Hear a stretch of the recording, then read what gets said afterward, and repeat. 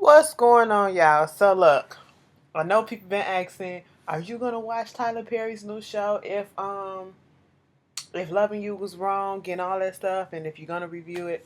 So I checked it out. Of course, I'm gonna check it out. Um, I'm gonna be brutally honest. It was cool for what it was. It was cool for what it was, but the only big thing that I have, the acting is some of them need some help. Dude that played Eric, I think his name is Eric, the ex boyfriend to what's her name? I can't remember the Hispanic girl. When I figure out her name, we'll get her down pat. But she was she in Zane's Sex Chronicles? Or no, that was another girl. That was another girl. But let me just tell you something. Her storyline and Natalie's storyline.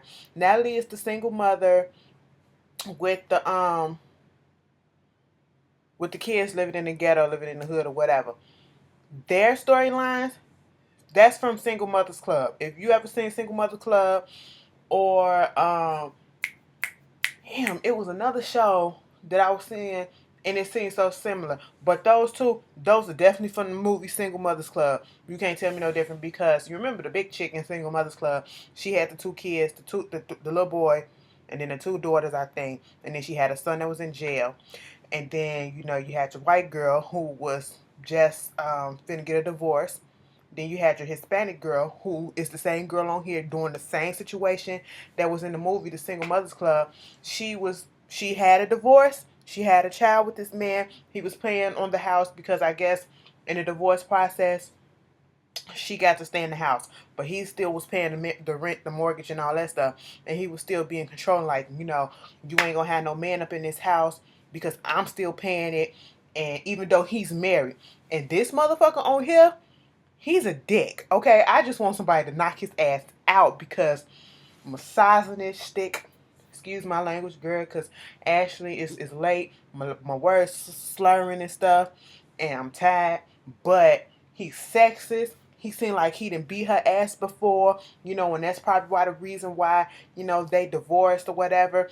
He thinks that he can still hit it and he can still control her. Like, he really pissed off. He has that mentality of, if I'm not hitting it and you living in this house, nobody else is. Okay? You ain't finna do nothing with nobody. And I'm just sitting here like, you have a wife. Why are you so upset? You moved on so she can't move on? And it just kind of pissed me off. His whole character. That's the one that I don't like. And I think he's a cop too. But, you know, I'm going to say it started off a little good. It brought you in right away. I will say that for the moment, it brought you in right away because you know it's a little suburban town and looking like it literally did. If you go look at Kevin from the Scorpion Show, he was tweeting. He was like, is this like the black version or Tyler Perry version of Desperate Housewives? That's what it seemed like, especially the way that it opened up in suburbia with the houses and everybody, mowing the line and the kids about to go on the school bus. And, you got the mothers out there um, pushing the strollers and stuff like that. But the mailman coming to the door, and then they keep on putting this, emphasis on the shed. Like the camera keeps zooming in, just zooming in, zooming in. And I'm like, oh, somebody is in that shed doing some stuff. And sure enough, you got this black guy with this white girl, and they just in there. And I was like, damn, okay. Whatever he was doing it good. They sweating and shit, they perspiring. Okay. And I was like, oh, all right, that was kind of hot. I was like, what the hell is going on? Because you sneak it up in the shed. I hope you locked that door. All right. I hope you got the door locked. Sure enough, they didn't have that door locked because something else happened. And I'm sitting here like, somebody's finna get caught doing something because my inclination and my spidey senses is telling me that y'all not supposed to be together. Sure enough, her name is Alex, I believe, and then his name is Randall. Both of them married. Okay? Mind you, all the couples, at least them two, they're friends. They're friends. So basically, these two are swapping spouses, and the other spouses, they spouses just don't know it. You know what I'm saying? But so they get in there and They just get through doing what they was doing. And then, Alex gets this phone call from her husband, basically saying he on his way home. He brought some milk and all that stuff. I was like, some milk? Girl, what you doing? And she was like, oh my God, why you coming home early? He was like, I just want to, get the stuff and yada, yada, yada, come see you. Randall, what's going on? No, don't leave, don't leave, don't leave. How did we get into this? This is how. He was just trying everything in the book to get her to stay and to get another nut off, okay? She was like, no, no, okay? And she said, put your shirt on. Now, the whole time, I'm wondering, when did they pull up their pants? That's what I want to know, because when we first started this off, his pants was literally down on the floor. They showed that. Okay, I want to know, when did he have time and actually pulled up his pants, because all of a sudden he put his shirt on and they was talking. They was a little bit too close. The door opened and this chick comes in. She was like, oh my God. Hey, Randall. Alex, what are you doing? Oh, yeah, I was just giving her the bowl back from the muffins and all that stuff. Hey, Marcy. Um, yeah, we was just giving the bowl back for the muffins. Okay, and baby, what you doing here so early? Well, I wanted to surprise you and I wanted to. Oh, okay. So where's the kids? They're off at school. This early? Yeah, yeah. And I'm sitting here like, Marcy. Marcy is Randall's wife. I'm like, Marcy, girl, do you not understand and see the body language of them trying to hurry up and get a lie together to tell you exactly what happened, to put off the fact, girl, first of all, you can't smell sex in the air. You can't smell that. It smell like Badusi all up in there. You can't smell that. I said, Marcy, you gotta click on. You gotta click on. Lights was out in Marcyville. I said, really? They was stammering so hard trying to come up with an excuse, and Marcy couldn't catch on. Alex leave.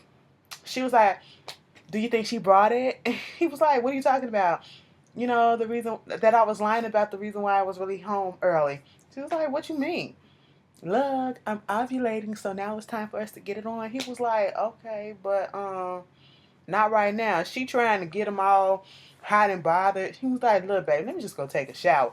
And I had a question. I said, you all up on his face. Now, see, I be thinking these things and I be catching these little details, okay? You all up on his face. I know it's just TV, though. You all up on his face. You can't smell his lips, that it don't smell like. And I mean, maybe we don't know if he did oral on her. Because if he did oral on her, his lips, I'm pretty sure it smell like. And then, still, it smell like somebody else's saliva, not his.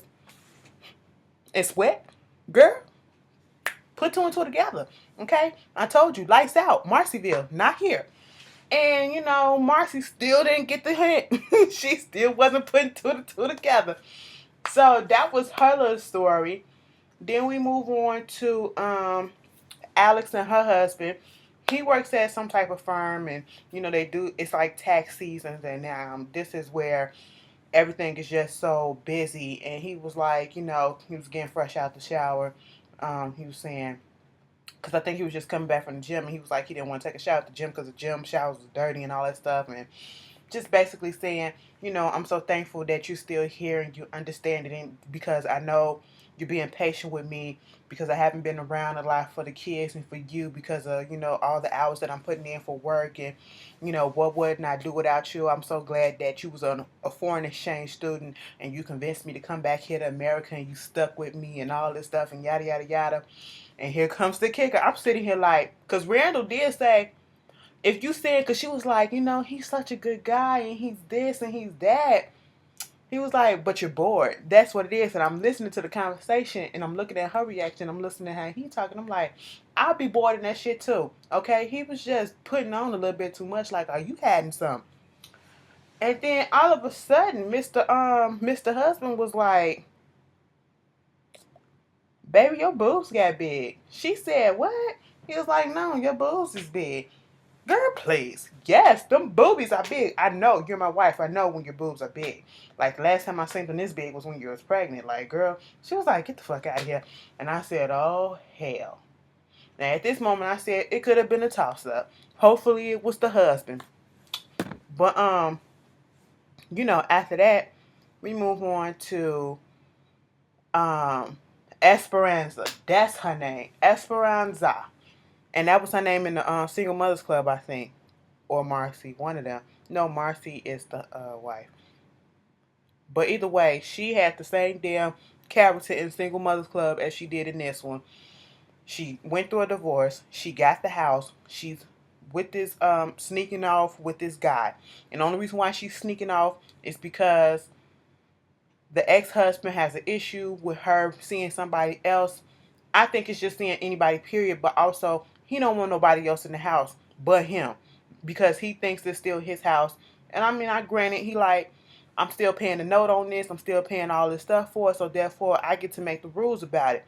Now, we're going to see how this play out and see if it ends differently, you know, than it did in the Single Mothers Club because somehow she blackmailed, not really blackmailed him, but found some legal way to put it in his face that if you keep on fucking with me, this gonna happen and this gonna happen, and he backed the fuck off. And I was like, oh, okay. But she had the little cute little boy, young boy up in there. He's sneaking out. All of a sudden, the doorbell ring. It's the ex-husband bringing the little girl back to change the book bag. He knew something was going on, and he just checking up. He just checking up. And he's so, like, you so abusive, like, your tone and everything. And you think I'm supposed to, like, give in to you and be, girl, please. You know, you need to stop that, boy. Like, calm down. He was like, steroid out. That's what it felt like. It was like road rage. Roid rage. There you go. That's what it was feeling like. I said he needs to calm down. Calm it down, sir. Then you have Kelly. You know, she was at work and she's with her boyfriend who is over and doing a missionary activity or project with his father's church overseas. He's calling her on the satellite phone and they sweet talking, and you could tell by his demeanor that she think he was like, I got something to tell you, but nah, I'm not gonna tell you over the phone. I gotta see you face to face. And she was like, no, you know, my boss ain't over here. You could tell me. Look, okay, the kids are cute, they're fine, but they miss their dad. All right, but you know, what about this home? He was like, I mean, that's a big responsibility. I know, but we should get it. I didn't say all that. I just said it was a big responsibility. She should have caught on right then and there. I don't think he wants to marry her. She thinks that he's going to propose to her. She's going to get a bubble bursted. Either way, she's going to get hurt in the long run because he's a young boy. Um, then you have Natalie. She's the single mother, living in the hood, 2 daughters, son, and you know she was getting her kids ready. And if you ever looked at the Temptation, the movie, dude that played Otis, he was in there. I think his name is Lucius. He her baby daddy for the younger son, and she gets this phone call and he used to be a cop when they was in Virginia or whatever, and he moved there, and now he's having a hard time finding a cop job or whatever. So he's basically taking a job as a bouncer or a security guard or some shit like that, something below him, and Esperanza, her husband is on the police force. And Natalie did say, why don't you let me talk to them to see if he can get you a spot or whatever. Okay. But before he comes to get the kid, Natalie is on the phone with the police department, the jail, correctional office, jail. And her older son is in jail. He's been in jail for 3 years for getting caught selling crack. You know, they had to come in the house, bust the door open, and, you know, she was embarrassed and stuff. And basically, he just need her to say that he's going to stay with her to get out. That's all that's hindering him from getting out. And she can't get over the fact that he brought this stuff in her home. This happened. And she can't let go of that. She can't let go of that hurt. Like, I don't want you to do this again. I was embarrassed. I was humiliated. And I got 3 kids already that I got to care for. I ain't finna care for no grown-ass man. She was going through it. And I understood it. But like Lucia said, this is his first time, you know. So cut him a slack a little bit. But I understood where she was coming from. And he was on that phone. I said, he was crying on that phone like, Ma, just say I'm gonna be with you. You ain't gonna let me out. You ain't gonna let me come. I'm so tired of protecting my ass. I am so tired. That's how he was. He was crying because he was a pretty boy. Tyler be getting to kill people. He know how it is. Get some cute dudes, maybe some cute girls on the show, mostly the cute dudes, to get the women to start looking, because that's basically who be looking at your shit.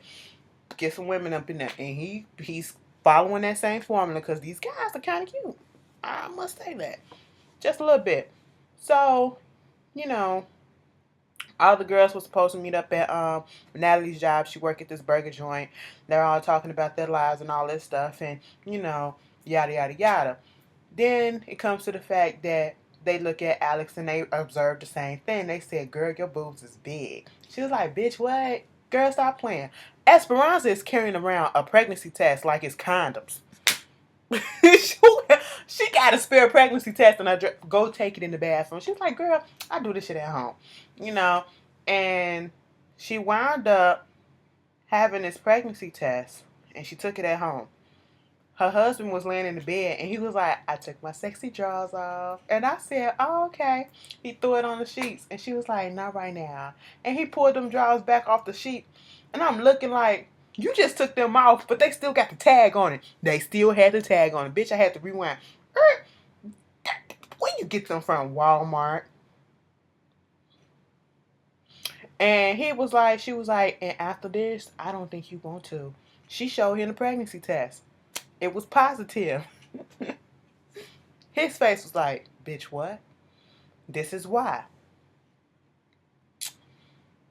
He was at work. Randall shows up, and they're friends. He was like, "Let's come to this game." He was like, "No, I don't want to kick it. I just want to go kick it with my wife and everything." And I'm like, "So you friends with him and you fucking his wife?" And then it was like, "Well, Eric, I think that's his name, the bully. He's coming, and we won't have some dinner, go out for lunch or whatever." He was like, "That dude don't even like me, and we met 8 times, and he still act like he don't like me." So sure enough, he comes in there, and it was like, "You remember Randall?" He was like, "Uh-huh," and he totally dismissed him. He was being such an ass, talking about all these two women is getting on my nerves, these broads, and now they talking about some women want to have the nerve to run for president and all this stuff. And Randall was like, "You being sexist." And he was calling him pansy and, downplaying him, acting like he was a punk. And it was like, "What you do?" "Oh, I'm a psych. Are you a doctor?" "Yeah." He's a psychologist, and he comes in, to testify in courts and stuff like that. And he was like, "To fix your situation, you just need to have both your women to sit down and talk to one another."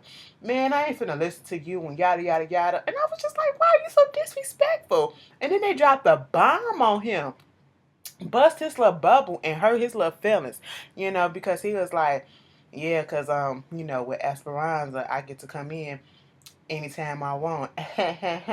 And Alex's husband was like, "Baby, I don't, that's over and done with. Esperanza don't want you. Randall, why don't you tell him what it is?" He was like, "Oh, okay, first of all," because dude was like, "What's up, Randy?" He was like, "First of all, my name is Randall. And me and my wife Marcy, we was out and we saw your ex out with somebody else." "What? How you know? What he look like?" "He was a good looking guy." "Oh, so you liked him? He was pretty? You saying he cuter than me? I see the little twinkle in your." I said, "Calm it down, bruh. Calm it down." Basically, he got his little bubble burst, and he gonna go confront Esperanza at her job. Him and her up in the locker, "Who you with?" and all this stuff. I'm like, "What are you doing? You a cop and you doing all this stuff?" And then the woman, if Sally hadn't came in there and was like, "You good?" She was like, "Girl, I'm finna leave with you." And Sally stood there and looked at him like, "Fuck with me. Fuck with me. You wanna do something? Cause I ain't scared of you. I fought 10 niggas bigger than you." That's how Sally gave him that look. And I was like, "All right, Sally, you may be the secret weapon up in this." But while he was the dudes was together, that's where it came out that Alex's husband had a vasectomy. So now the reason why he was looking the way that he was looking when she found out that she was pregnant was because it ain't by him. It's by Randall. Child, when he wait till he get the shock of his life when that baby come out with an afro and some fair skin. Bitch, what? Okay, look. It was cute. The first episode was cute. The acting can improve. I must say that the acting has to improve, and I understand they trying to introduce us to each character, so therefore it seemed like, each commercial break it was a different character. The first commercial break we dealt with the first couple, we dealt with Randall and his wife and his situation. Then we dealt on the next commercial after the next commercial break. The next little block we dealt with Kelly. Then we dealt with Esperanza, and then Natalie, and then we dealt with two scenes with the men and then with the women and then with Esperanza.